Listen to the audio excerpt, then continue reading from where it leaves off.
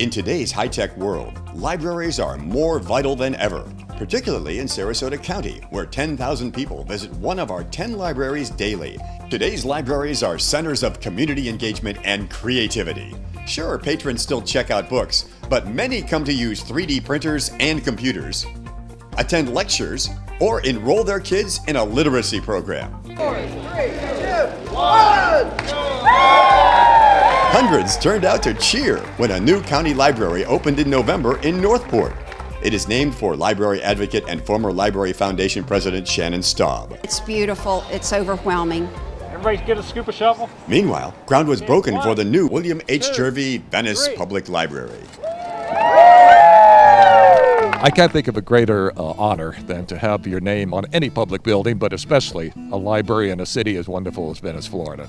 Jervey, who credits libraries for his financial success, donated $1 million to the Library Foundation to create an endowment.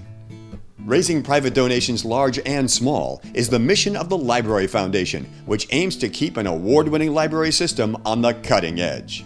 County and state funds do support our libraries, but there are so many things that we could do to enhance our libraries that we really have to pay for with private funds. The foundation has raised nearly $600,000 for a children's literacy endowment. It funds the Imagination Library, which provides children with a book a month from birth to age 5. And bust them loose. Increasing the ebook, audiobook, and digital resources budget is the foundation's latest project. The Library Foundation Board of Directors voted to raise $200,000 in new private donations to increase that digital collection by 36%. We're asking people all over town, what ebook would you donate?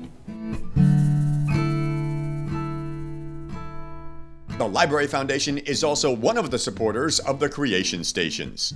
Basically here we're working to make a space where patrons can come in and create their own stuff, be it 3D printing, be it a movie on using our Apple software, pretty much anything. And we really appreciate the opportunity for my son, who's 6.5. He's done really detailed circuit kit programs. In addition to the amazing books and the fabulous librarians, it's all of these extra resources that we have here. It's fantastic to have these donors contribute the money that they do so that we can have these resources to provide for free to all the people in this community. Made up of educators, social service representatives, and other community leaders, the Foundation's new advocacy team is raising awareness. The creation of this advocacy team turned out to be quite timely because there's a possibility that the library budget might be cut this year.